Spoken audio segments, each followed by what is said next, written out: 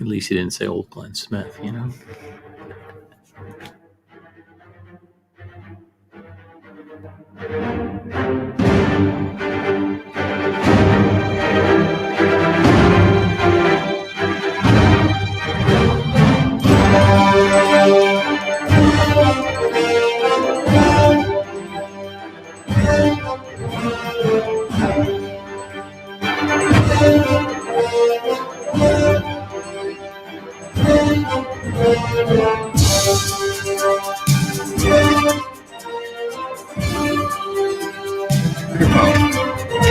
Welcome to Innovative Strategies with Bill Haase. This is not your grandfather's financial literacy show. Bill, 30 years in the business, takes you to the far corners of the box that you think is your financial box. Innovative Strategies brought to you through the financial support of Wella Finance. Hey, a little shout out to you there, Bill. Today we got Glenn Smith in studio with us. And they're going to discuss, well, when's the best time to plan? Bill. Morning. Thanks for the introduction, Ken. Always a good one. And I apparently, from Pete, I'm old Bill. Yeah. But I told him I still have about 2 weeks before I get old. Yeah, there you go. But and we'd like to welcome Mr. Glenn Smith here, good friend of mine and partner in some business that we're doing together as well. And welcome. Well, thank you. Good morning. Good morning. Thanks Glad to be here. Good to have you. Got to have guests every once in a while and get a little different viewpoints on the show and get some different thoughts from different people. And one of the questions I had for you was, have you ever had or do you have an advisor now? Yeah. 20 some odd years. So all right. So you're a smart guy. Well, I knew that. Well, I don't know about smart, but well, but you started 20 years ago, so that's outstanding. So you've put some, you've probably made adjustments over those 20 years too, have you not? No, I just like to let it ride and see what happens. Of course, I've made adjustments. You don't. Is this a comedy show? Do you go running home? As people go running home every day, and I've said this in the past, and they, check out where's the market, what did it do? And yesterday we took a pretty good hit in the market, and part of that reason being what's going on in Afghanistan. But so when you see that, you notice that the markets are news driven, as opposed to driven by some other force or source, being whether that be in a regulatory change, a change in interest rates, a change in other types of markets. But so that's an interesting time to be in the market when it's driven by the news, because anything can happen any day. Yeah, and we'll look at a different market for a second, and that's the crypto market. And just 6 weeks ago or 8 weeks ago, one of the most influential men in the world today talked about his stake in Bitcoin. Yeah. What happened when Elon Musk opened his mouth, and he moved the market. Well, when you have a billion and a half to just play around with, you tend to force movements in markets when you want to play in them. And you can get away with things like, first you buy in and then you tell everybody you bought in and watch everybody else buy in after you as you sell into that, and you can walk away with your several $100 million or whatever he walked away with. I've heard everything from 500 million to $1 billion. But and I've also heard he's still in. So he just still left some of it in there. But I played with that $1.5 billion the other day, but it was monopoly money, and I lost. So nobody listened to me when I actually said, "Hey, do this." Well, it's hard to get ahead playing with monopoly money. Oh, you don't get very far. Okay. But so it's I appreciate the fact that I like talking to somebody who understands the value of having an advisor and doing so at an earlier stage in life. Most common for me are people that are usually in their mid to late 50s, and their kids are finishing college. And then all of a sudden that light bulb goes on, goes, okay, what's next on that bucket list? And it's like, ooh, I got to retire. Now, where do I stand? And that's mind boggling to me. What's it called? Catch up? Gee, I'll keep working till I die. Yeah, how far into my retirement years am I going to keep working? And I got news for you, not very many, because people are not being kept around as they used to be until that retirement age.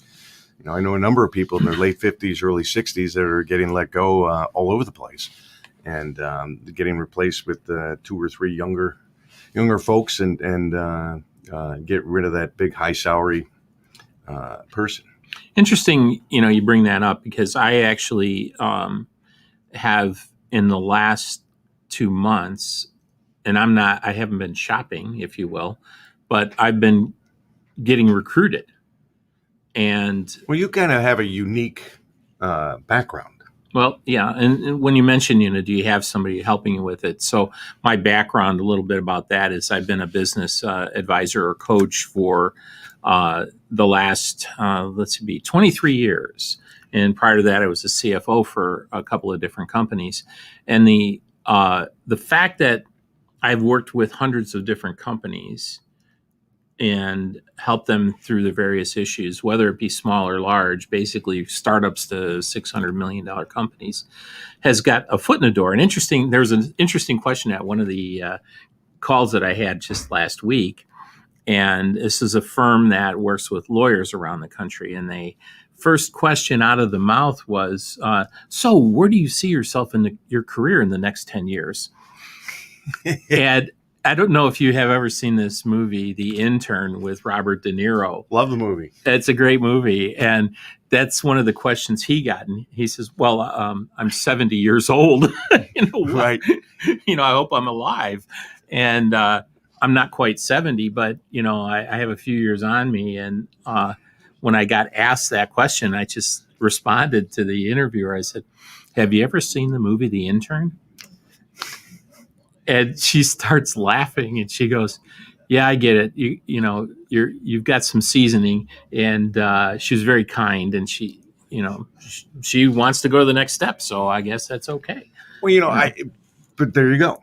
That's planning, business planning. Businesses always have a plan, right? We have a quarterly plan. We have an annual plan. Maybe we have a 5, 10, 20-year type of plan.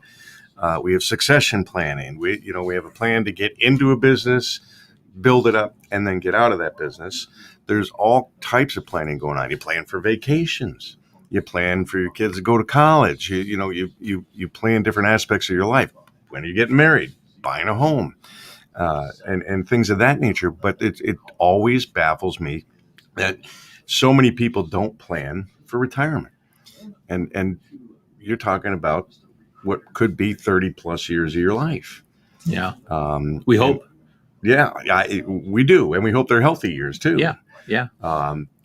But people really do not pay attention. They throw their money into that 401k, and they get that matching anywhere from 1.5% to 5 or 6%, depending upon who you work for and how that's structured. And you hope for the best. Right.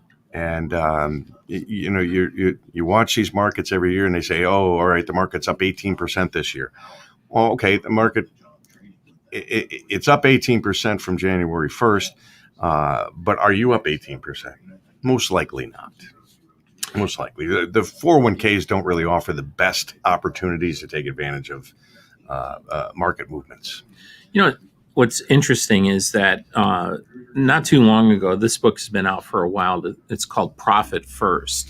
And Profit First is really directed towards businesses, but it has a lot of the same principles that you find in personal planning in Dave Ramsey or one of the other gurus that's out there, of setting money aside, take a portion of what you have and set it aside first before you spend money, so it's not the last thing you do. And Profit First looks at it from a business perspective and flips the model, because most business owners look at their financial statements and they do here's my revenue, here's my expenses, and here's what I have left. Yeah. Right. And they flip that model and say, the first thing you do is determine what your profit you want to take out of your business is. And every month you take that profit out before you pay your expenses, before you do all these other things, and you set it aside. And there's a whole reward system that they built into it for, quarterly you do this and that. But if you're a business owner, and you haven't started planning, because a lot of business owners I know, they grind it out. They're just doing it, and they're a large part of your target market. Yeah. And so as they're grinding it out, they spend all of their blood, sweat, and tears on the business and don't think about themselves personally. Right. And Very set common. aside and pull money out. Yeah. They just keep putting back into the business and whatnot. And then what happens at the end, it's like, I'm going to sell my business. That's my retirement. I'm going to sell my business for millions of dollars, because I do business valuations. And I've done a number of them working with some other folks in the industry. But it's interesting because it's always a business owner thinks that their business is worth more than it is, typically. Just really? Like is that what they think? I mean, we all think our homes are worth more why, than though? they are, right? Have you figured out the why on that? I have not. Okay, so here's the why. When you put your whole life into something, it becomes integrated into the fabric of who you are. Sure. And it's like, take your fingers and push them together and lock them together. That business is an emotional attachment to that business owner. And so when they look at their numbers, they think it's worth, the most common number is, I'm going to get $1 million for my business.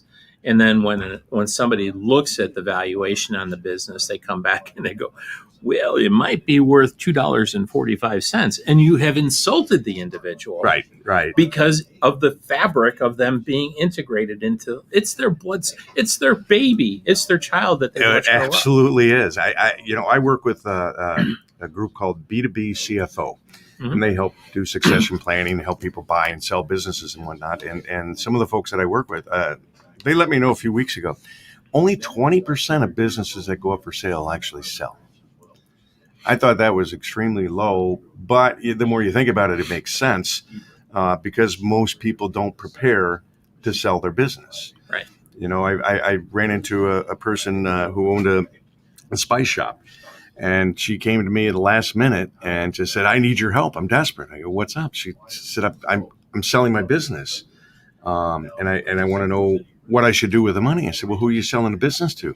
She said, well, to 2 of the employees. And I said, well, did you ask them if they want it? And she looked at me like a deer staring in the headlights. I go, what do you mean? I said, well, if they don't want it, you're not selling it. Do you have another plan? Any other backup plan? She had none. The employees didn't want it. Pandemic hit.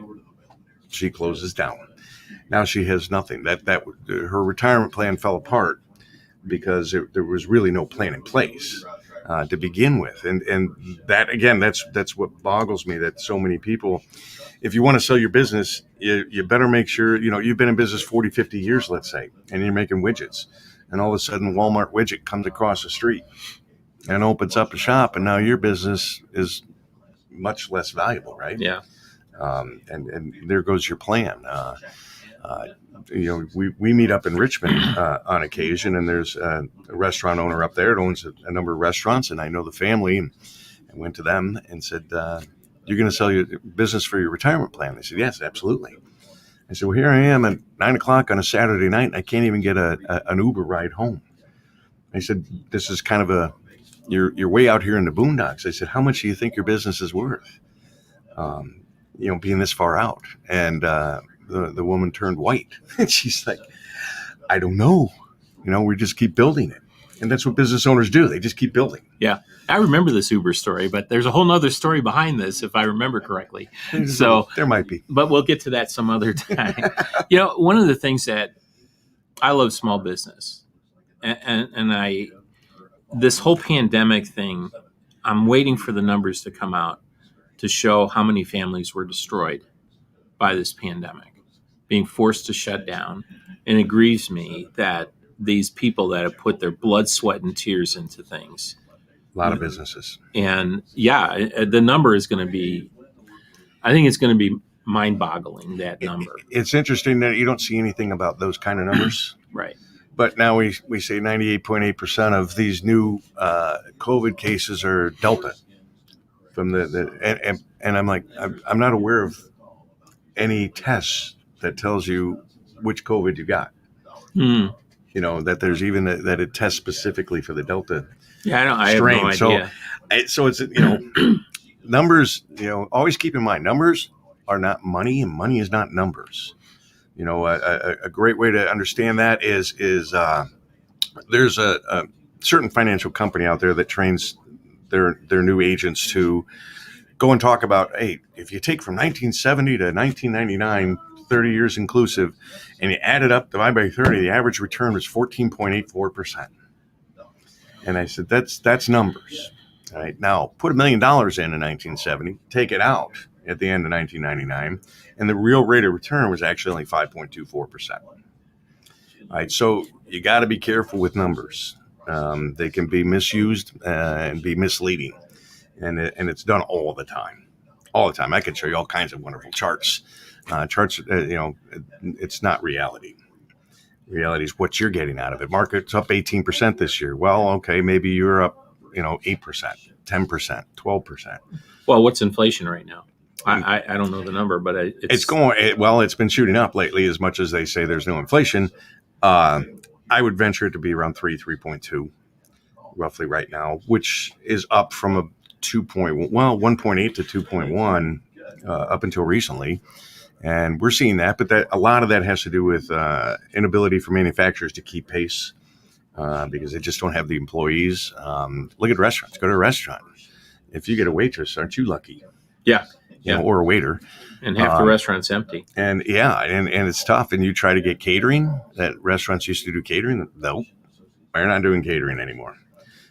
Some are and not doing well. Is it they're not doing it because they don't have the staff to even man the restaurant? They don't have the staff. But then when you look at the other side of the picture, like for inflationary purposes, when you don't have the employees to make the products, let's say microchips for vehicles. Well, car sales have been down for like 6 months, and all we keep hearing about is they can't make enough cars because there's not enough chips. And it's like, okay, but there's cars in every sales car lot I've been by. But if you look at them, and there's Poly, not to plug one, but there's Poly down the road here on 31. Yep. If you look at, they have 2 rows of cars there. They're double spaced apart, and none of them are new. They're all used. Go and look at Gary Lang. Go and look at all the ones in the local area here. And the problem is they don't have new cars. They're just not. Go out to the Jeep manufacturer in Belvedere. Yeah. I drove by both on the interstate, and I've driven by the back area on Route 20, and there are no cars. Really? They're closed on Sunday. I don't know how many shifts they're running, but they're not running their shifts on the Sunday, and because their parking lot had no cars in it, no employee cars in the employee lot. So there is a real problem there. And a friend of mine that that works at a dealer down in Westmont.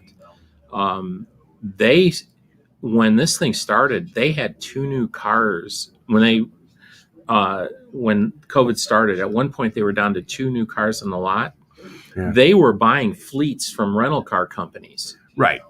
So we ran into that problem now. Yeah. Go out there and try and rent a car. It's not easy. I used to be able to rent a car for a week for like $300-400. Yeah. Now it's $700. Yeah. So there is inflation out there. Go to the gas pump someday. There's inflation all over. And look at I heard a little blip on the radio yesterday saying, during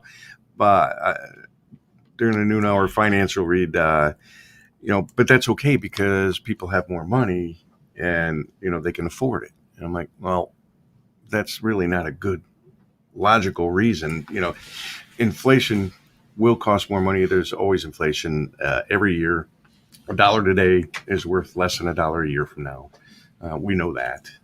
And that continues on. So that's part of your plan, right? When you're putting something together and a plan together, you have to account for the things that taxes is another one, right? Interest you pay on debt is another big. That's probably your biggest nut that you have to cover every month for most people, not all, but most. So a lot of the plan, and you started yours 20 some years ago, Glenn, is you have an age. When would you like to retire? Right. So it's, hey, I've got this plan, 65, we'll just say. Well, now there's a lot of 53-year-olds, 54-year-olds who are quote unquote aged out of their spot. So they've fallen 10 years short Yeah. of their quote unquote plan. There's that oh shit moment to say, now what?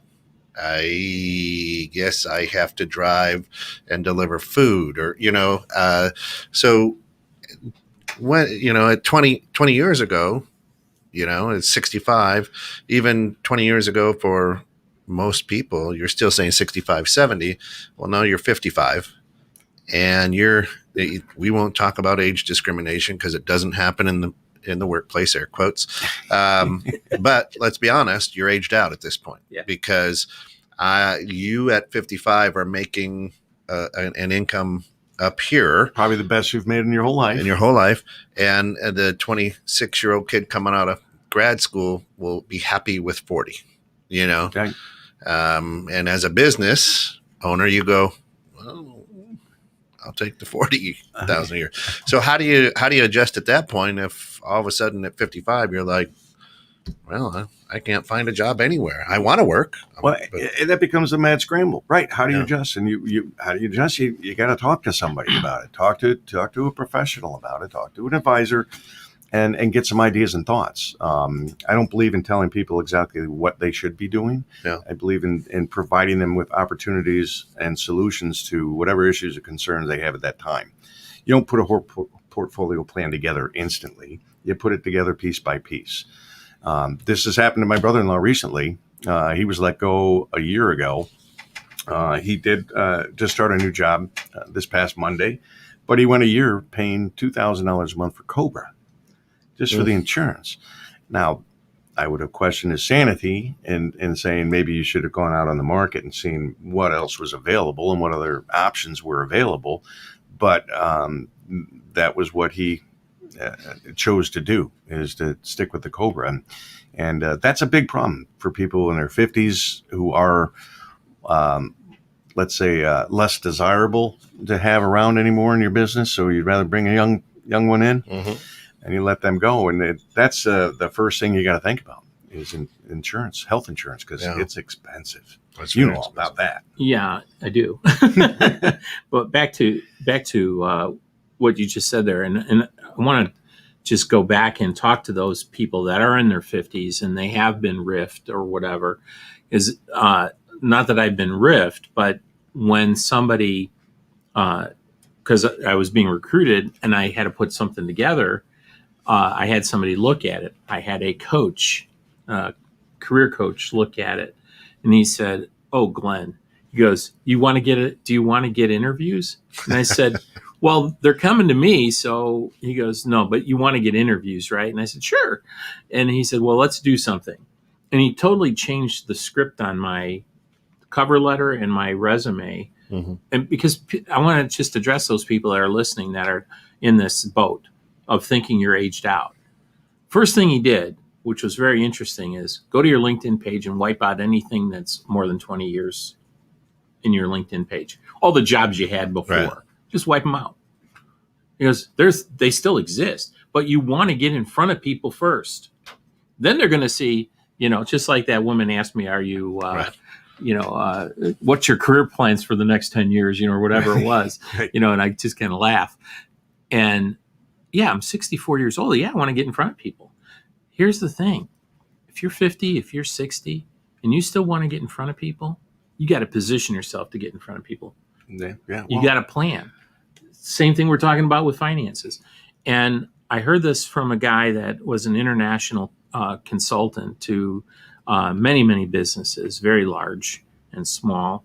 And he said to me, he goes, "Glenn, your best years of income earning power," shocked me, he said, "are in the 70s, then the 50s, then the 60s.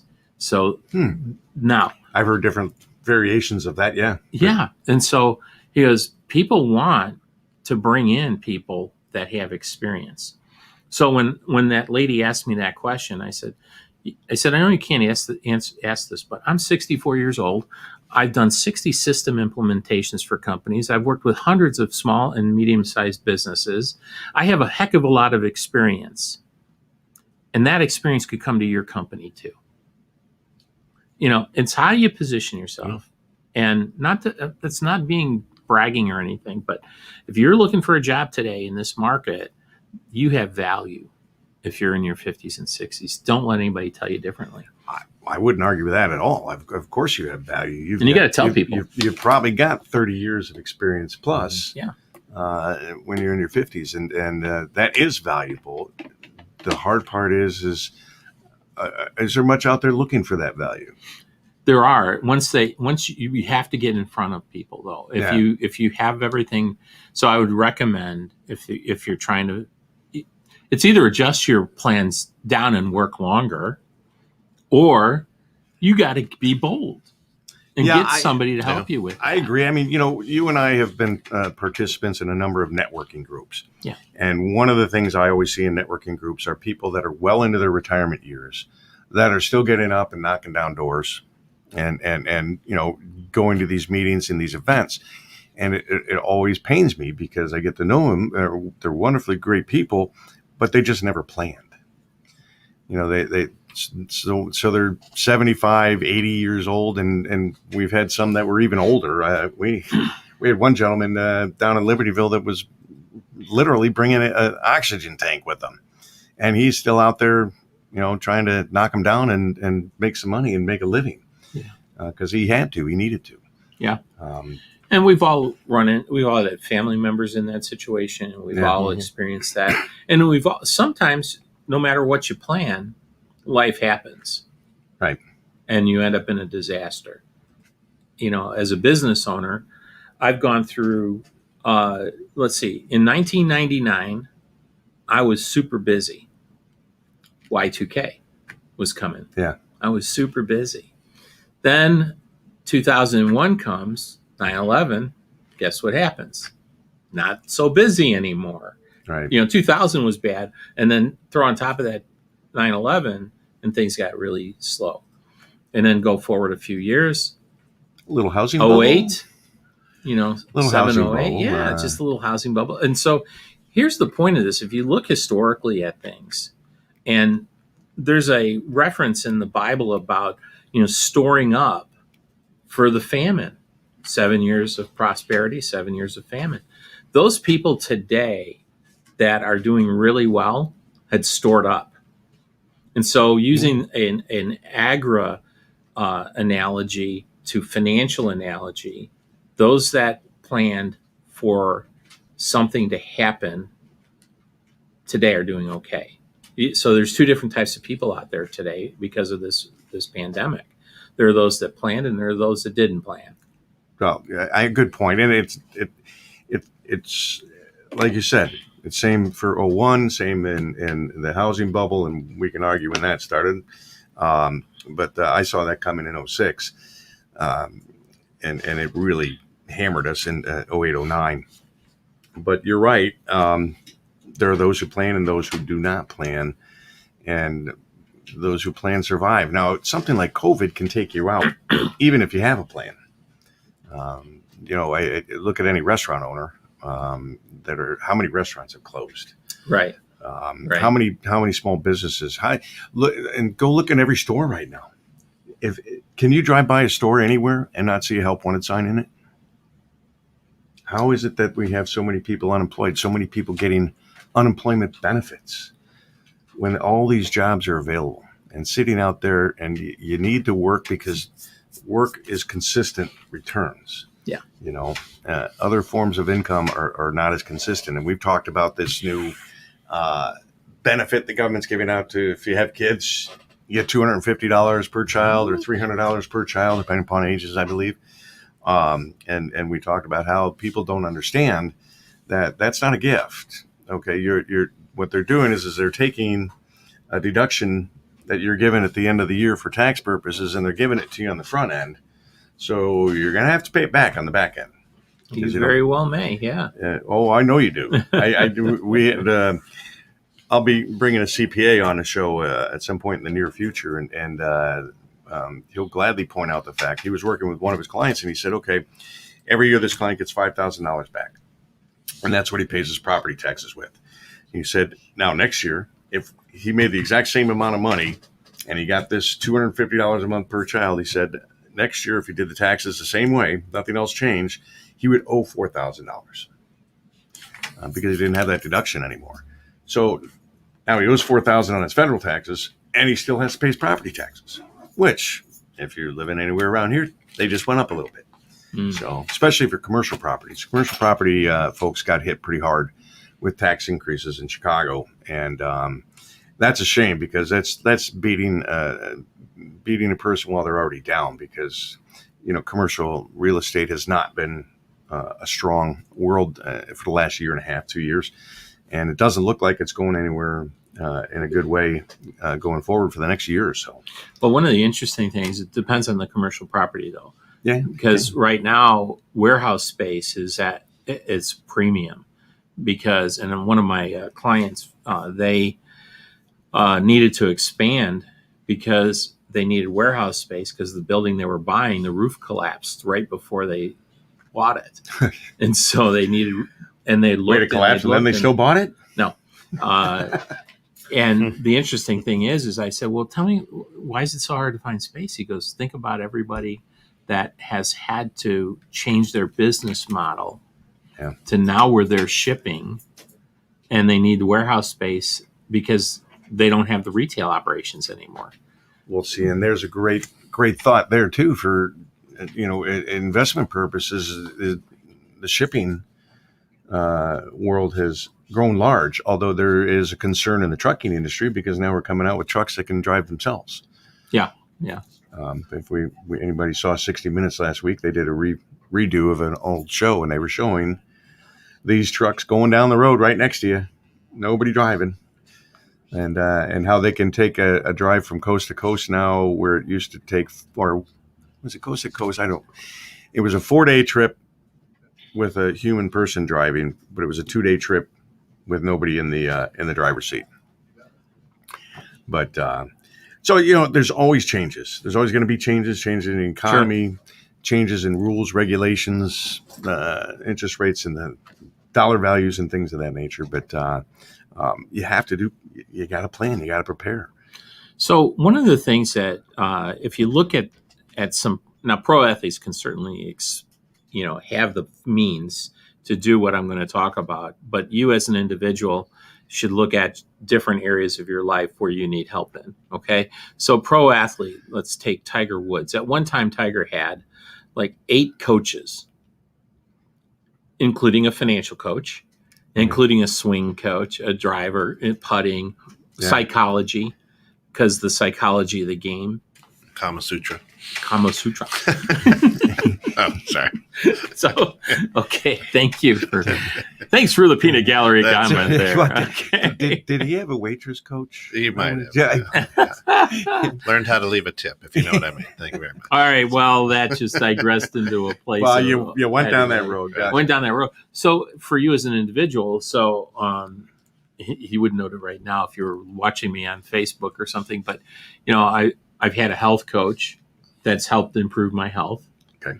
And you might have had a financial coach or a business coach or whatever. Coaches help you look at the blind spot. And that's what a financial advisor, that's what a retirement coach, that's what somebody helping you sell your business. So if we go back to that for a second, if you have a business and you're looking to sell and somebody says no, that you're not ready, you need to hire a coach. You need to hire somebody to help you build your revenue and grow your business to where it's sellable. Well, and I'll ask you this, and I think I know the answer, but how long should one prepare or prior to selling a business? How many years do you think that should be? Well, let me ask you this. So when you're selling a business, since you've been working with valuation and stuff, what's the look back? 3 years. 3 years. So you can change your life in 3 years. Yeah. You can change your life in 3 years. And what do I mean by that? So I know a business that I at one time was a part owner in. And in 1 year,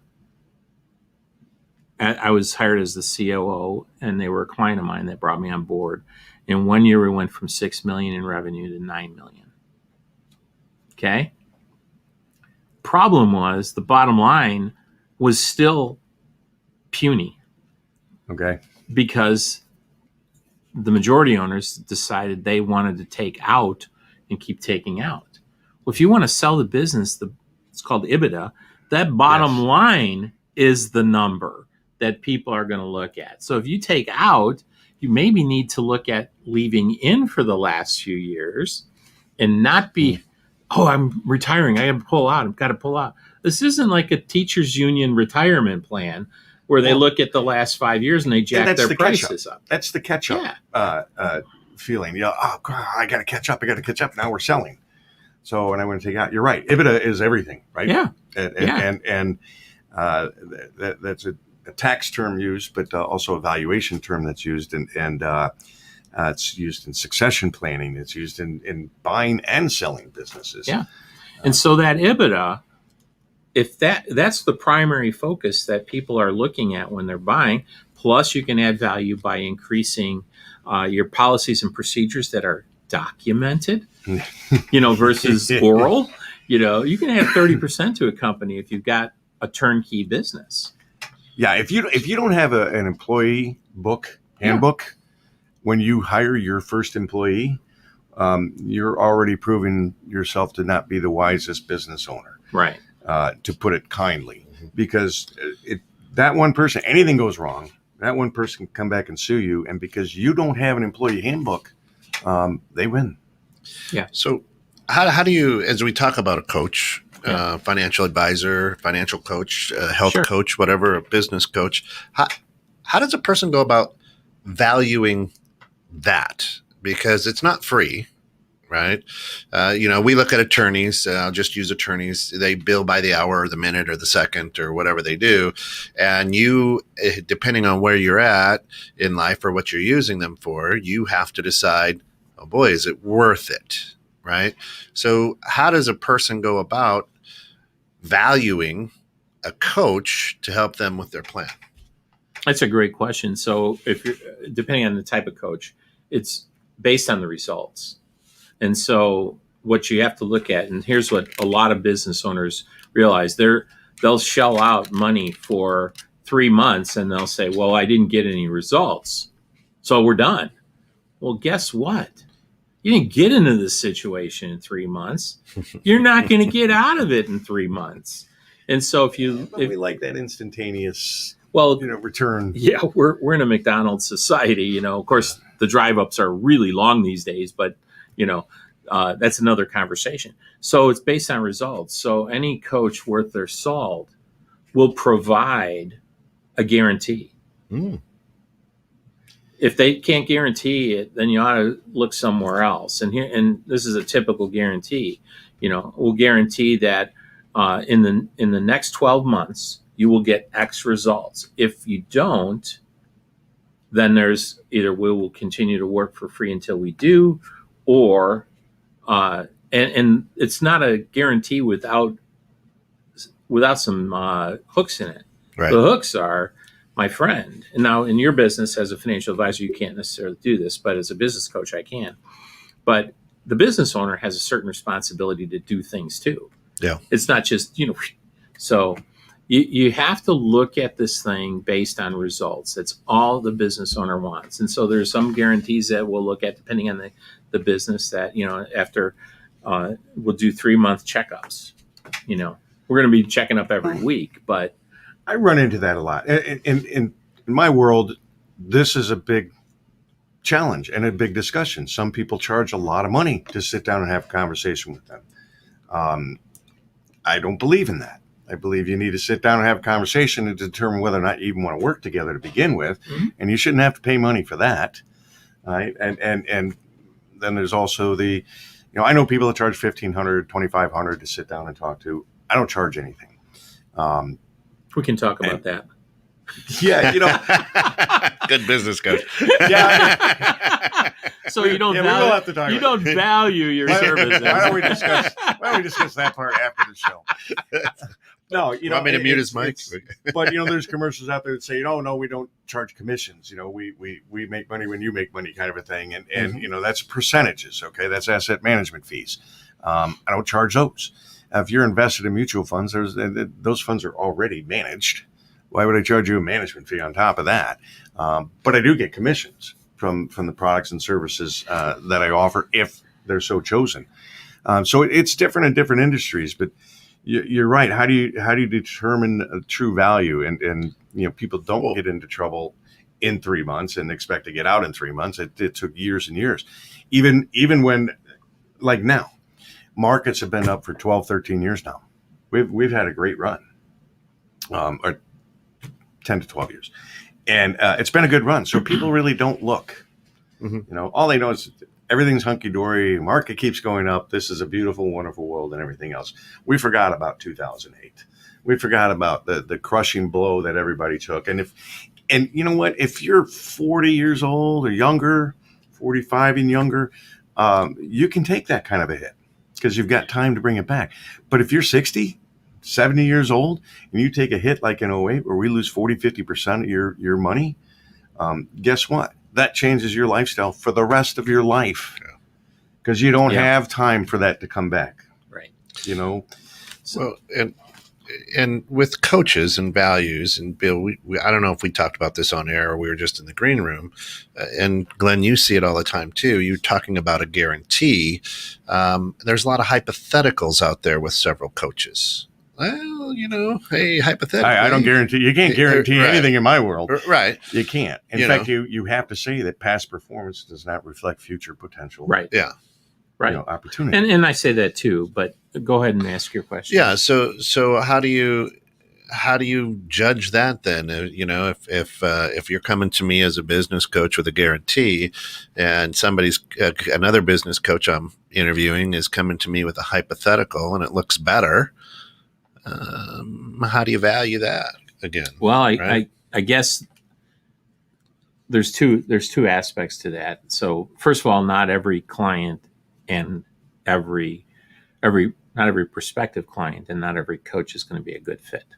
So recently I was talking to a local business that both of you guys know, and I didn't feel that there was a good fit there with one of the owners. For me, I just thought that there were just too many red flags for me. And so I walked away. And the other business owner was like really upset.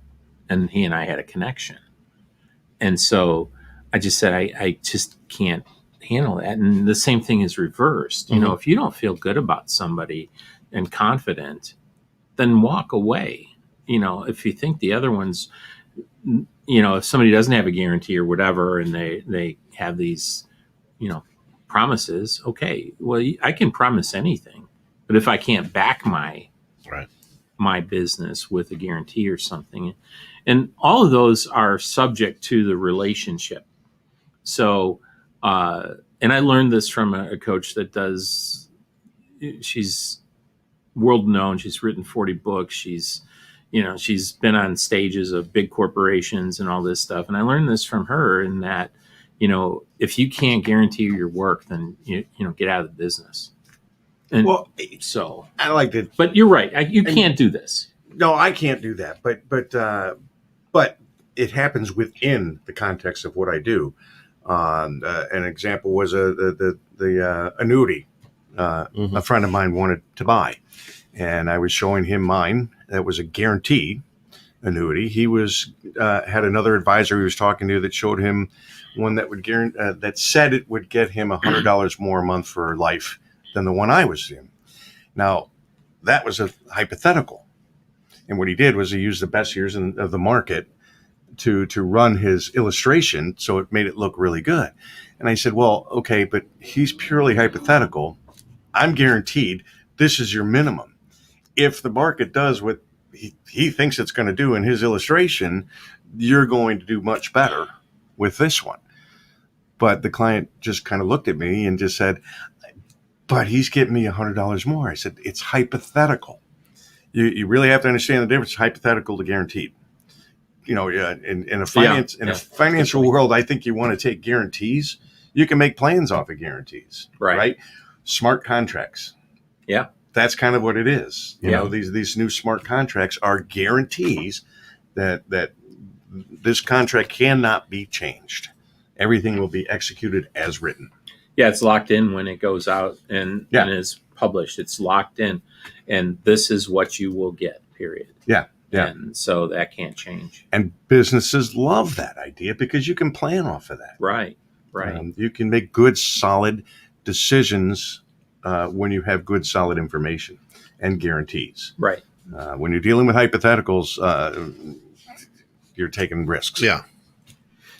Unnecessary risks. And I'm sure you would have to agree with that with your coaching and businesses. It's right.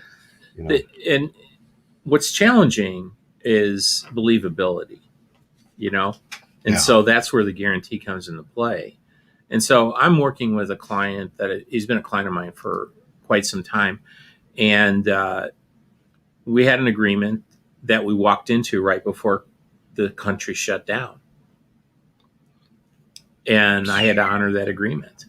And my agreement was you'll get X number of new clients and your investment in coaching will give you a 200% return. I hope it was for an unemployment office. Yeah. I said your return on investment will be 200% of your coaching investment. That was the agreement we had. COVID hit, and 3 months later, he's like, hey, we haven't hit this. And I said, I know. Things changed. Yeah. They were beyond my control. Now, there actually is a clause in my contract that, acts of God and, stuff like that. But I honored the contract and I worked with him until we hit that number. It is what it is. Well, you got to include acts of Wuhan, something. Yeah. Like that. Yeah. That's right. And I could have stood behind my acts of, beyond all our control and hold harmless and all that stuff. But, I just said, no, I said, I'll honor this and we'll get there. As we talk about innovative strategies and we're talking about coaches, how frustrating is it when you guys are coaching and giving them new strategies and they don't follow through? So in other words, you can guarantee me, all the sunshine in the world. If I don't, if I go out and blow my money, or I, decide, well, I'm going to take 4 weeks off and just close, you know what I'm saying? At what, and then I come back to you guys and go, okay, we're not at the numbers we need to be, or a health coach for that matter. Sure. I gained 40 pounds. I didn't lose 40 pounds, right? Because I ate What's candy wrong with bar. your plan? Yeah, right. Pizza. Well, it doesn't help when you have like advisors in my world that go out and what they want to do is, okay, what you got? How much you got? Where do you got going on here? How much money you got? Where is it? And calculating, okay, what can I do with it? And people can get the impression that, okay, this guy's going to take everything I've got, and there's nothing left over for me. And run from those type of folks. I mean, of course you need to have money for yourself. You need to enjoy life. Yeah. You need to enjoy the fruits of your labor, and you should. But we talk about that piece of the pie is small compared to the other pieces of pie that include taxes and interest that you're paying out. And maybe you're one of those few people that actually put money into savings. But there's all kinds of things that you can do to help yourself. And we get back to the question, when is the best time to start a plan? Well, now. It doesn't matter how old you are. Now is the best time to start a plan. 18 and above, I would look at. Absolutely, just get something going on. And even if it's little bits turn into big bits. Banks make money a quarter penny at a time, right? Yeah. Over and over and over and over again. So believe it or not, I've actually had a client or two like that. And what we would do on a weekly basis is, okay, here are the things after the coaching session that you need to get done in the next week. And I'd come back the next week and nothing's checked off. And we have a conversation about that. Well, we decided to go this way. And I said, but that's not what we agreed upon here. And it's okay to change, but those things don't go away. These are foundational for moving forward. Then this went on every week for 3 months. And then each time there was one of these come to Jesus meetings, and yeah. But this happened. I said, life's going to keep happening, dude. Right. It doesn't change. You got to get this stuff done. And then the wife said to me, well, you made suggestions that we already knew about. And I said, well, let me ask you a question. If you know something and you don't do it, do you really know it? To know and not to do is not to know. I mean, so it's discipline too. People don't follow through with things. I deal with a lot of folks that are like, yeah, I get back to you. I'm putting my stuff together, but life's been busy and business is really strong. And the kids are going back to school now or going back to college or we're getting that last family vacation in. It's, there's always something, right, Glenn? And there's always something. Not a week that and it's something doesn't happen. If this isn't important to you, then it's not important to me. And I'm not trying to force you into doing anything other than what we should be talking about what you can be doing and what you should be doing. And again, wouldn't you want peace of mind by having a plan, following a plan, executing it, being disciplined about it? Brings peace of mind. And I get not everybody's a disciplined type of person.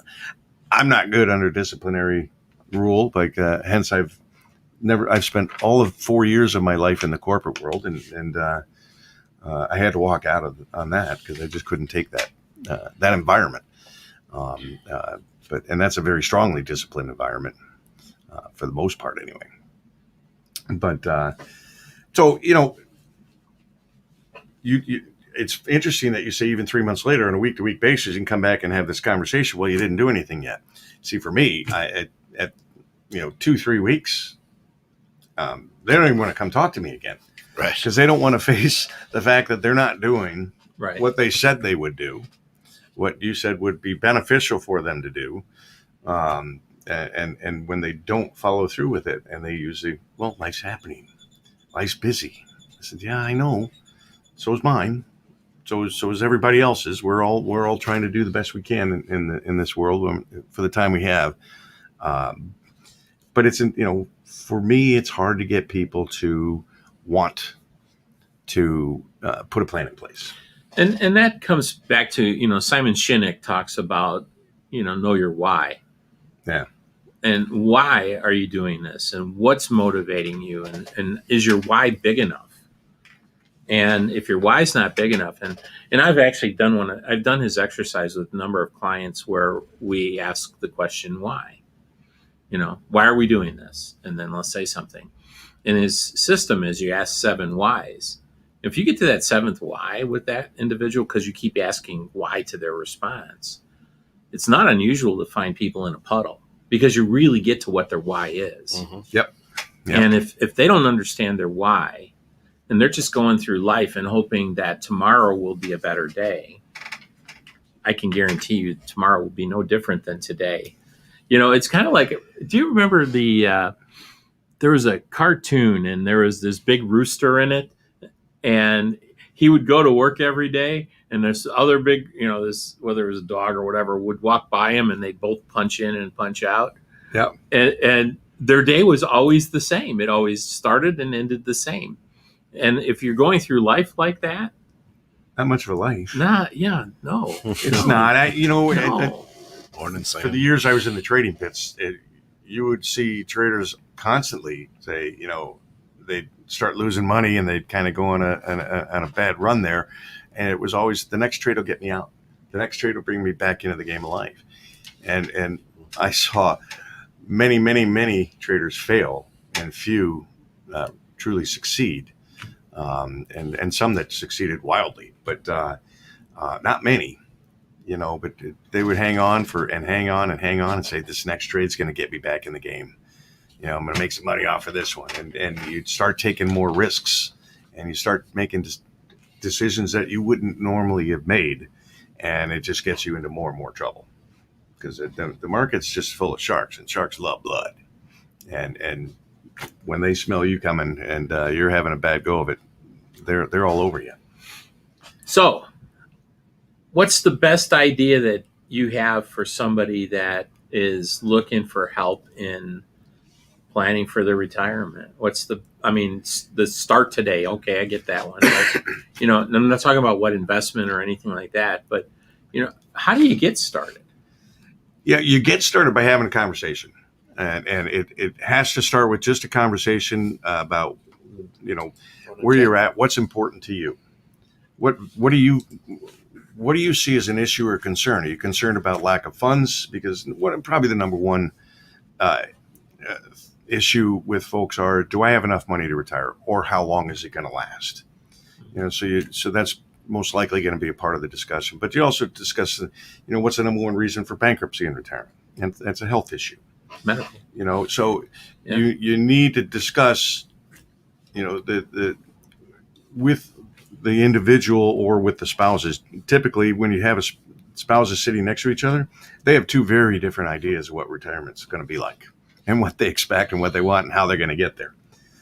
They're typically quite opposite. So you get them you get them on the same track, on the same plane, and get them going in the right direction. You take what we call a helicopter view, and you look at the overall picture of where they're at and what they have going on now. And that's going to be different for everybody, and it's going to be different at every age. And from there, you can see, where are their weaknesses? Where are there some holes that can be plugged? And can we use existing funds that are here and not pull anything more out of your pocket? Because that's a big deterrent. Most everybody thinks, oh, this is just going to cost me a lot of money, and it's going to take money every month out of my pocket, and I don't want to do that. I want to have fun with my money. So you try to use existing funds. That you just said the word that you have to change the mindset on, and that is cost. It's not costing you. You're investing for the future. Yeah, to get your goals and your dreams, your why, to reach that. There are all sorts of little intricate word processes that need to be used in order to get that right mindset. I just read a story. If we have this, I'll just throw this in there. I just read a story of a couple that they just divorced. They still love each other, but they divorced because of the husband's medical bills. And they put the house in the wife's name. She got the house in the settlement, which was paid for in full. And he got the bills. Yeah. And they're still living together. They're still married, if you will, in their own minds. But in the minds of the law, they're divorced. And that you talked about medical bills. That's the number one reason for bankruptcy by a in long America. Shot. Yeah, by a long shot. And it's not just stupid buying and selling and whatever. No, it's not. It's unless the market absolutely crashes at the exact moment that you don't need it to crash, that's not really going to be an issue. Yeah. But then again, as you get closer and closer, you should have less and less risk in that market. You should be pulling back from that. But and that means investing in other areas. And people say, well, what other areas? I have money markets. I got CDs. My bank account's getting all of maybe 0.25% every 2-year return. CDs are doing a little bit better at about 1/3%, and money markets might even be close to 40%. So those are not good options when you talk about the inflation being 3.2% a year. You're guaranteed to lose money. So there are other options out there that you can. Yeah, I was talking to a guy yesterday, and this guy said to me, we were talking about crypto. And I said, hey, were you with the guy that got the 10,000 Bitcoins for 2 pizzas back in the day? And he says, he starts laughing and goes, that guy was in my crypto club. Yeah. And I go, you're serious? Now, I didn't get to the question yet. Next week, I'll know the answer to this is, did the guy keep the 10,000 coins? Because the 10,000 coins today would be worth $460 million. That's a retirement plan. That's 2 pizza retirement it's plan. It's a little better than the lottery. Yeah. And because Glenn and I are in the cryptocurrency play together right now, and Ether Light. And is that part of my retirement plan? Absolutely. Sure. Absolutely. It's more of a longer term thinking, but that's part of the play. Some of your money you can have for play money, and that's cryptocurrencies are absolutely only for play money. You have to be willing to accept that you're going to lose that money, but you also have the opportunity to maybe make some real money. But that will be for another show. All right. Thanks for inviting me. Thanks for coming out. I appreciate it. I guess I'm going to have to give you a ride home. Well, that's going to wrap it up for this session of Innovative Strategies with Bill Haase. Come back at noon for Mike and Fran Unrehearsed and 12:30 for questions you never thought you could ask in church. For all of us here at 216 The Net, thanks for getting caught in the net with us this morning. Have a great day. Thanks, everybody.